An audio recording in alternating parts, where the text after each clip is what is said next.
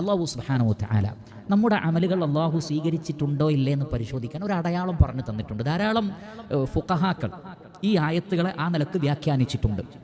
അള്ളാഹു ആലം. അതിലൊന്ന് സൂറത്തുൽ അൻകബൂത്തിലെ 69-ാമത്തെ ആയത്താണ്. അള്ളാഹു സുബ്ഹാനഹു വ തആല പറയുന്നു, വല്ലദീന ജാഹദൂ ഫീനാ ലനഹദിയന്നഹും സുബുലനാ വ ഇന്നല്ലാഹ ലമഅൽ മുഹ്സിനീൻ.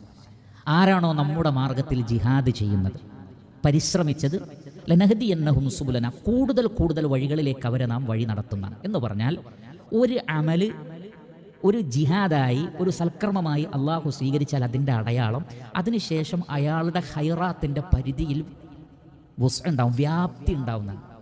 കൂടുതൽ അമല് ചെയ്യുന്നതായിട്ടാണ് കാണുക, കുറവല്ല കാണുക എന്നർത്ഥം. അതാണ് വലനഹദിയന്നഹും സുബുലന എന്നവിടെ ബഹുവചന രൂപത്തിൽ പറഞ്ഞത്. വഴികളാണ്.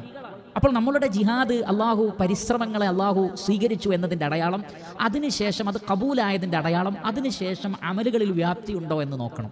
നേരത്തെ ഉള്ളതിനേക്കാൾ വർധന ഉണ്ടെങ്കിൽ അതൊരു വലിയ അടയാളമാണ്. അതുകൊണ്ട് അമലുകൾ വർദ്ധിപ്പിക്കാനാണ് ശ്രമിക്കേണ്ടത്.